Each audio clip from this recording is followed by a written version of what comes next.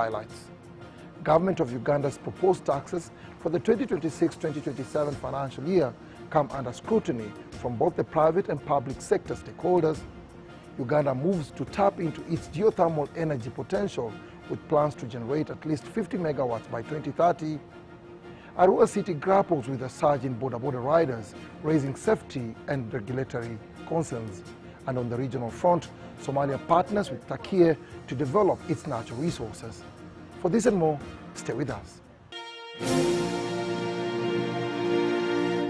On to our first story. Uganda Hotel Owners Association expressed dissatisfaction over the conditions placed in the proposed VAT Amendment Bill 2026, which seeks to introduce the Input Tax Credit Initiative.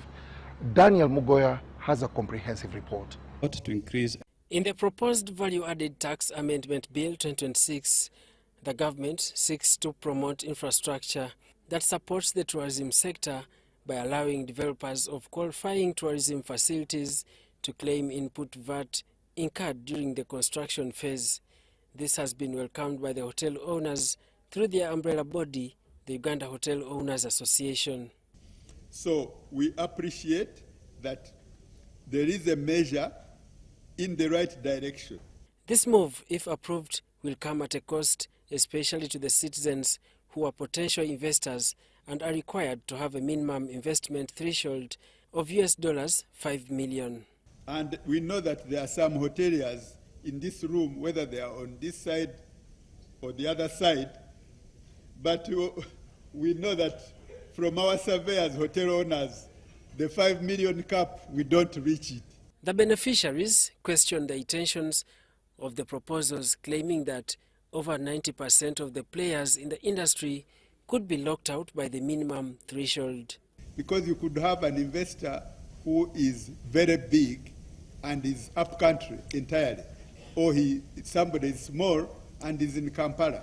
So where is the equity supposed to arise from the location or the nature of the business? So there are permutations which should be looked at. If this parliament and government is going to encourage realization of the deals in the madivans in different parts of the country, let us lower this threshold and be in a position to encourage the upcoming people with incentives.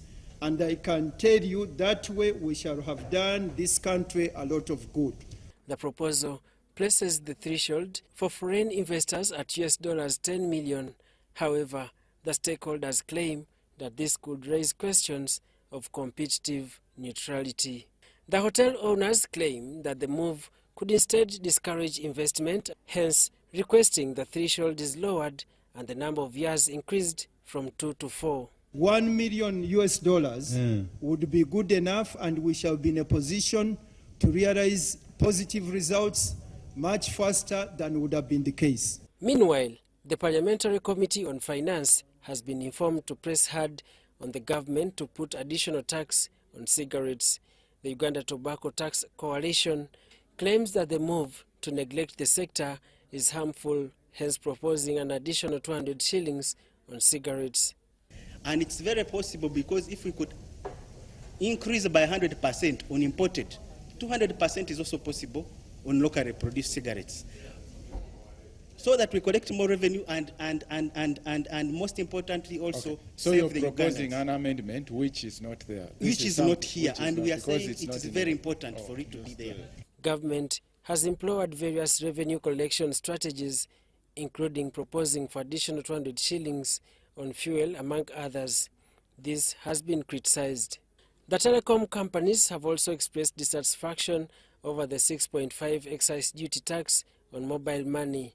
These, including MTN and Airtel Uganda, propose that the government reduces the levy to about 0.25%. Mobile money continue to focus a lot on now proper financial inclusion, whereby we are going to drive a lot in insurance access, credit access, savings access, and investment. And we need to remove all the barriers that is making that bottom of the pyramid person not to come into the financial sector. So This told the members of parliament sitting on the Parliamentary Committee on Finance that the tax on mobile money discourages transactions and the intended move, if maintained, could worsen the situation. You will have a projected collection from 2025-2026 to about 80 billion. And progressively this will go up in 2029 and 2030 to about 158 billion. Daniel Mugoya, you say any tax applied to financial services should be... Just do for us one favor. Give us a report.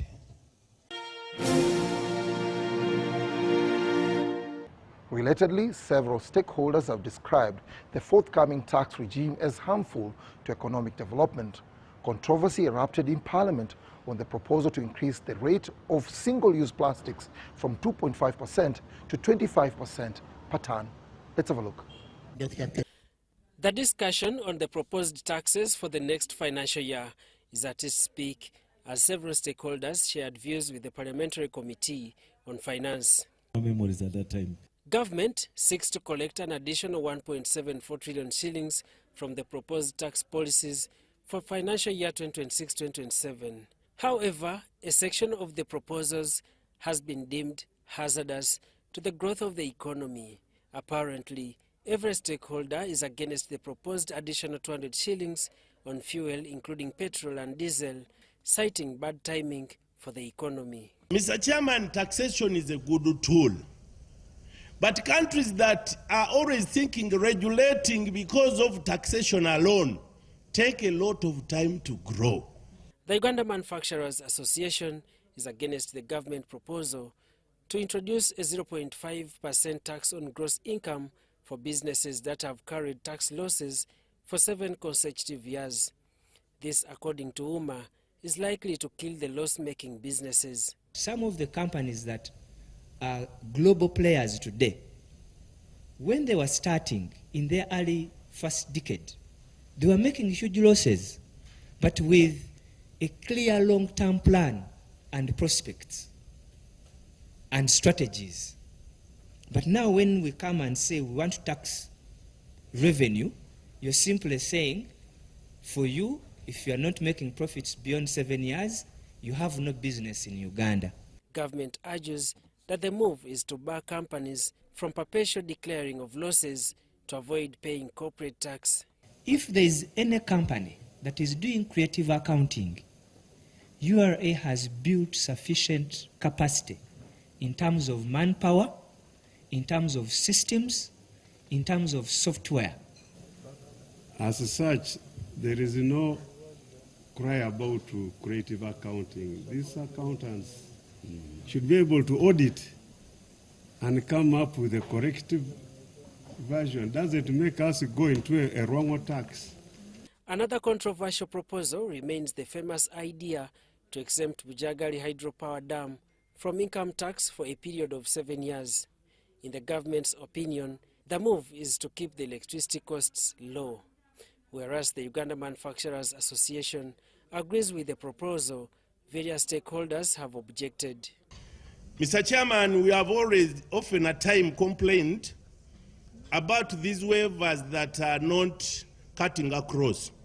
You cannot auction my one container for $30,000 because I've paid the taxes, and then you are giving a waiver of billions to a fellow business person who is only using state cover, who is only using state resources to harass the business people. Kampala City Traders Association chairperson Issa Sechito narrated to the MPs the electricity bills draining the traders' pockets. Sechito was also harsh on the continuous tax imposed on the imported clothes in disguise of promoting local producers. You can imagine the same time you are phasing out second-hand cloth is the same time you are charging taxes in kilos on garments and textiles. As if you wished people to pass naked. It renders prices very high in the region if Ugandans were not bold enough to smuggle, in quotes.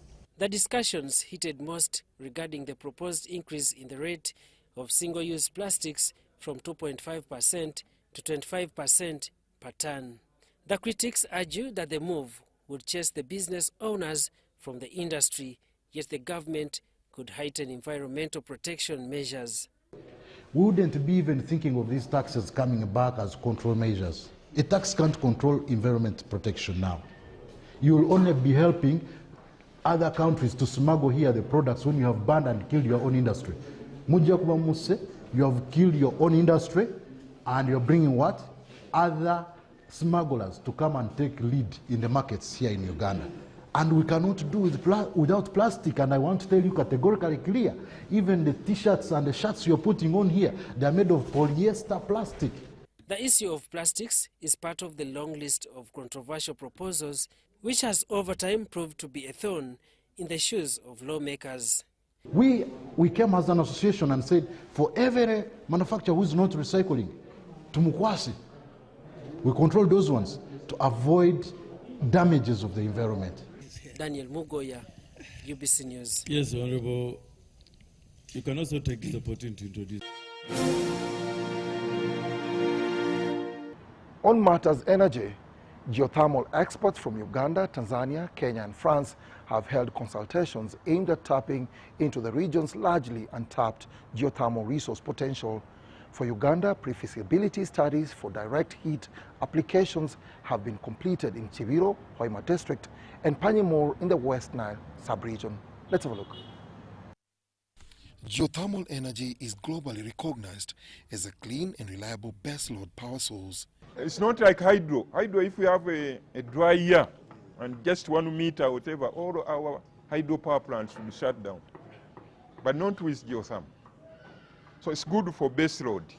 In East Africa, Kenya is leading the way with over 1,000 megawatts of installed geothermal capacity. Kenya geothermal represents over 50% of our electricity production. As you all know, Kenya's grid is over 90% green, and this has largely been contributed by geothermal power.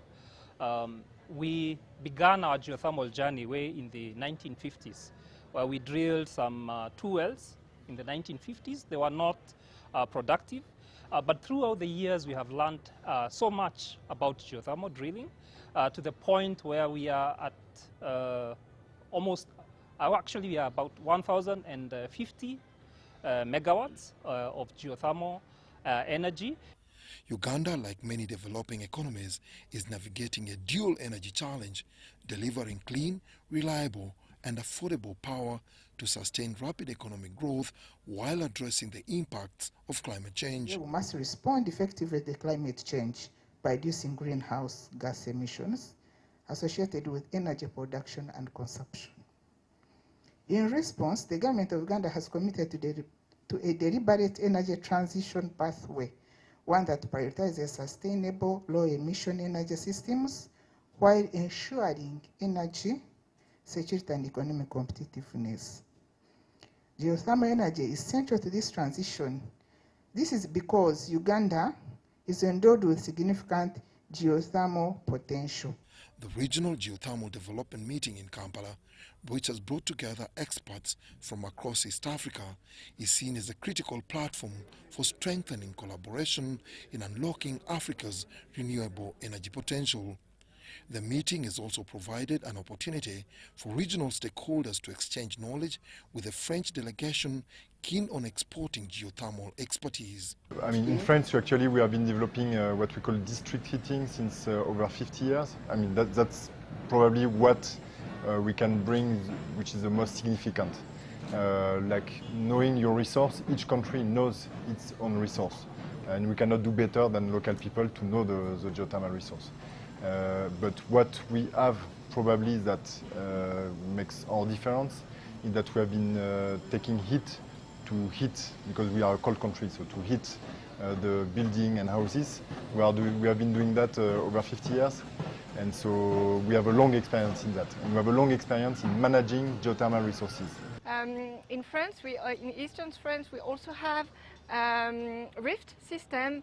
So it's a geological structure that is pretty similar to what we can find here in Uganda, and there are some seismic activity risks.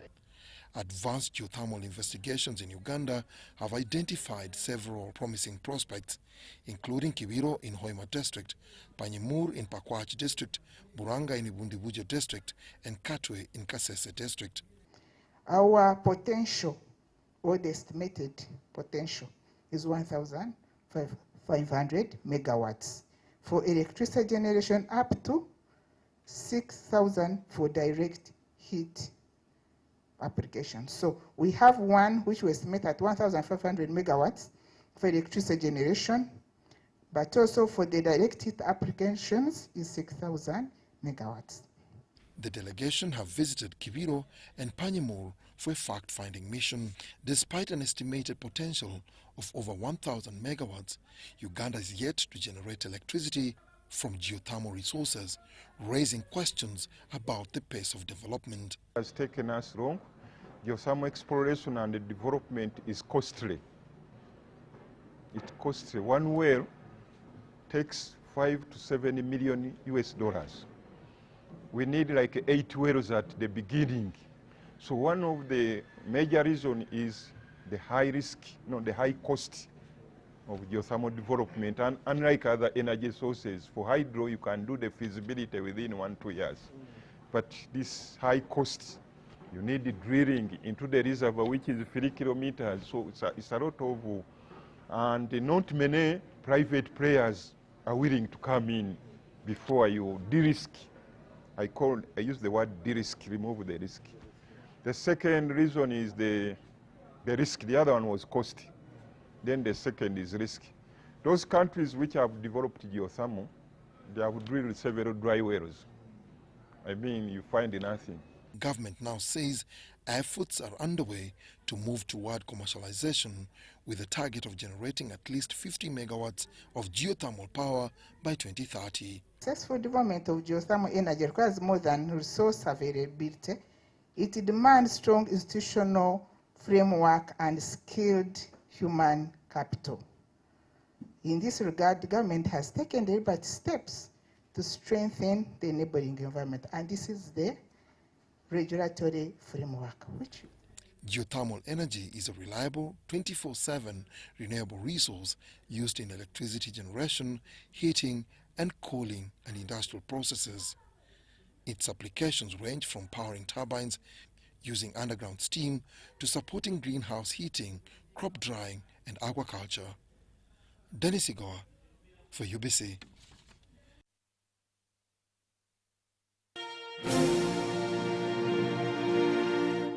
In another development, local leaders and the formal boda operators in Arua district have raised concern over the rising number of accidents largely attributed to reckless riding and a lack of proper training and certification among the riders. Let's have a look.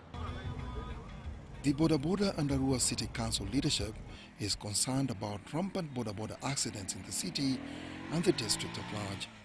It's now a common sight to find underage riders on motorcycles, as well as overloading, which further increases the risk of accidents. But if you see somebody below 18 riding a motorcycle, this is a failure from the parent. How did that person get a motorcycle? Now, that is number one. Number two, what did the government do? Number three, now you blame the boda industry. What did they do to allow somebody like that on the road? On our side, normally we blame government. According to Swadik, the chairman of the West Nile Boda Association, some of these challenges fall outside the direct mandate of the association and involve broader enforcement authorities. On our side, normally we blame government. We have area of operation. I cannot go by the roadside, begin arresting underage. I am not a traffic personnel. That's why I say there is a failure on the government side. Mine is, I have my members who are registered. I don't fear to say this. Any kid you see riding a motorcycle is not a boda, and that's not, that person I cannot talk about it. That is direct government. Because my constitution say, I only handle bodas. Even there are very many, I call them bike pushers on the road. Even sometimes you get teachers riding.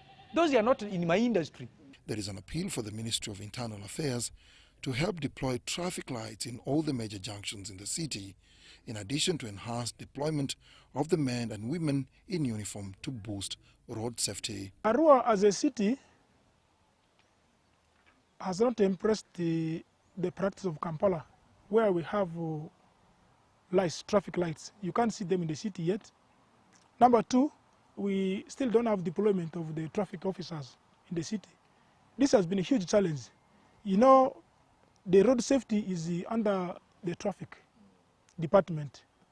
And we want to appeal that the Minister of Internal Affairs that manages the police in this country should quickly get to understand that Arua is a regional city for the whole West Nile and the population grows daily.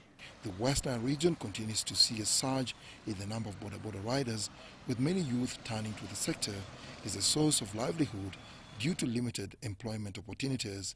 As I talk now, we are from 11,000 riders, we are now going to 20,000 riders. This number is so much, is even very alarming, to the extent it has even defeated the government.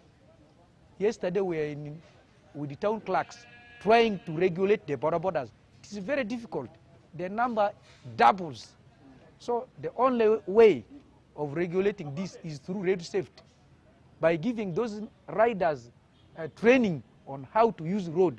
Otherwise, if we were not going to do that, it will cause problem to other road users.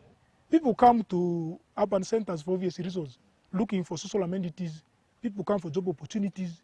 People come here and by a feel of being a city alone, somebody feels attracted that I also want to live in an area where there's a lot of exposure, there's a lot of leisure, and so on. This now brings people both trained and those who are not trained. Most of our brothers whom you see riding on this road have got those motorcycles as a result of selling land.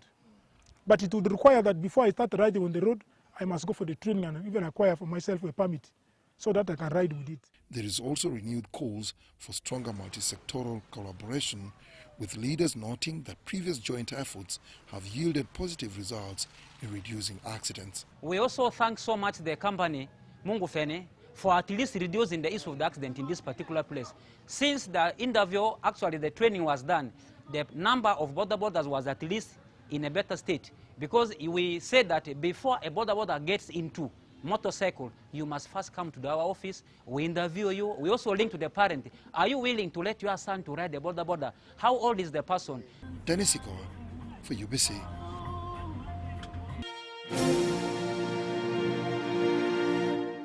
On the regional scene, Somalia's oil drilling project in partnership with Turkey marks a major step in developing its natural resources. Officials and analysts say the initiative could transform the country's economy and strengthen bilateral ties. We have a report from CGTN. It is a historic moment for Somalia, as the country begins offshore oil drilling operations along its coastline. The project follows a February 2024 economic and defense agreement with Turkey, which initially focused on seismic surveys before moving into the drilling phase.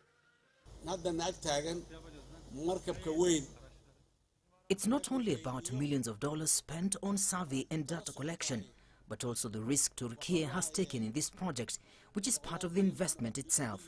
All the ships you see accompanying the deep-sea drilling ship Kagri Bay were diverted from original routes to finally arrive here today.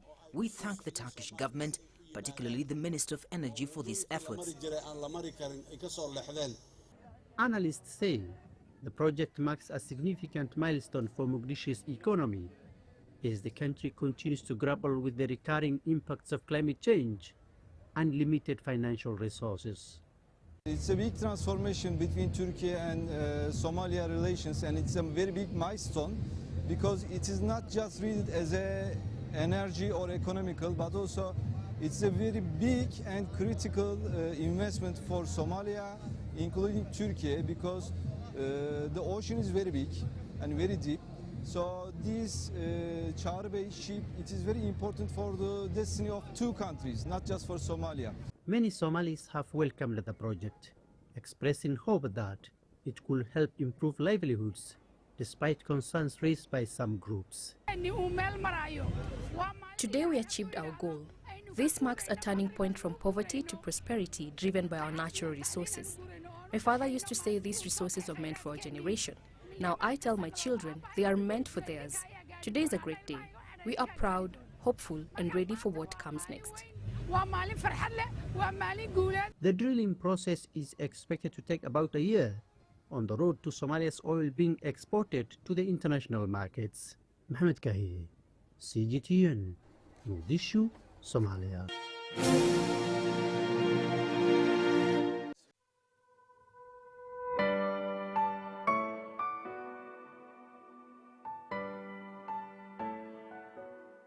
Absa Bank, we all know it's more committed to financials, but also we have a lining in maintaining our economic, social, and environmental areas, our communities. So planting these trees is aimed to ensure that we diversify our climate. We know in northern Uganda we are facing a lot of stress when it comes to climate due to deforestation, misuse of our green environments. So we take this and we commit to ensuring that Gulu becomes green again.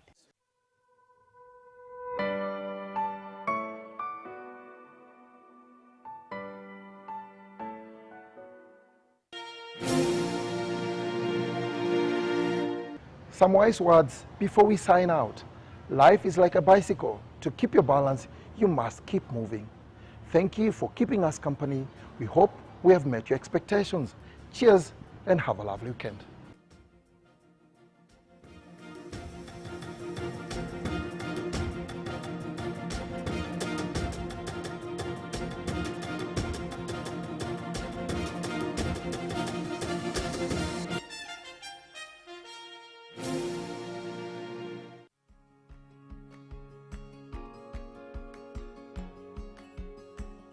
Total Energy has helped our groups. They support us to be trained in different skills like tailoring, bakery, and catering. We now have friendship and we can get loan. That loan can help us stay at home to pay school fees. So we thank them for giving us that skills and knowledge.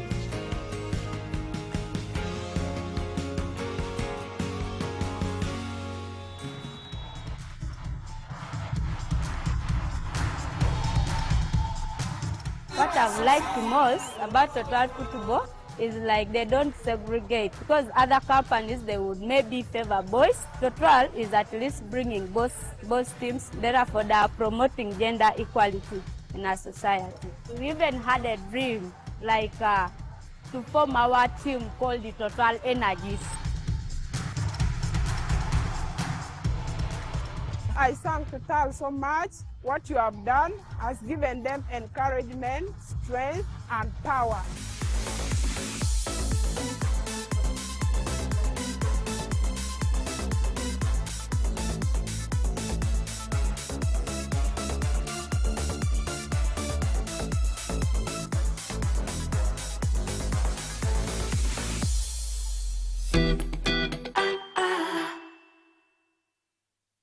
Exercise can't be sustained.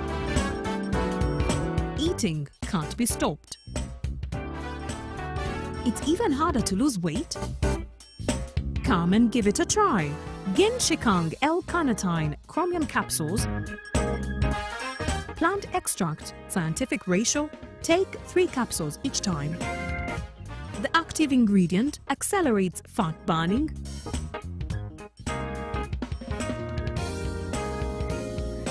eat twice a day. Don't take a detour. Weight loss starts now.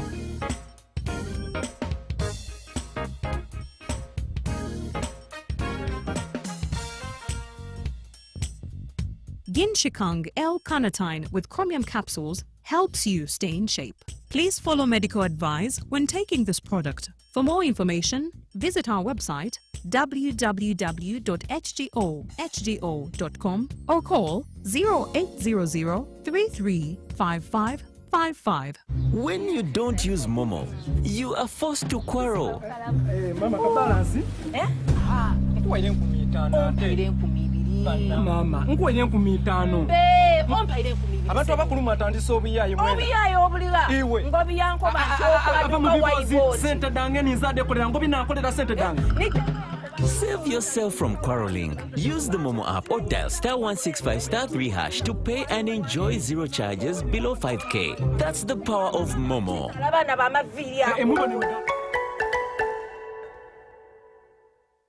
Are you looking for a home away from home? Then this is the place for you. My name is Chini Kaji, and welcome to Hotel Le Confidential. With 84 comfortable rooms where you can relax and feel safe. Each room has a lovely view of green vegetation, Wi-Fi, air conditioning, and a tasty breakfast. Children can have fun at our kids' water park and our kids' play area. You can also enjoy our world-class health club, spa, sauna, gym, boutique, and sky blue swimming pool. Thank you for choosing Hotel Le Confidential, where every stay is unforgettable. Come and stay in comfort, right at home, today, tomorrow, and always. Exercise can't be sustained. Eating can't be stopped. It's even harder to lose weight. Come and give it a try. Ginshikang L-carnitine chromium capsules, plant extract, scientific ratio, take 3 capsules each time. The active ingredient accelerates fat burning,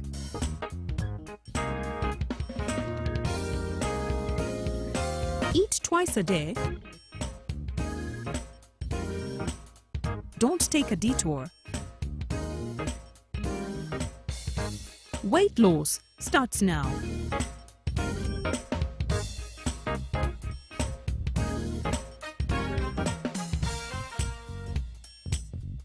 Ginshikang L-carnitine with chromium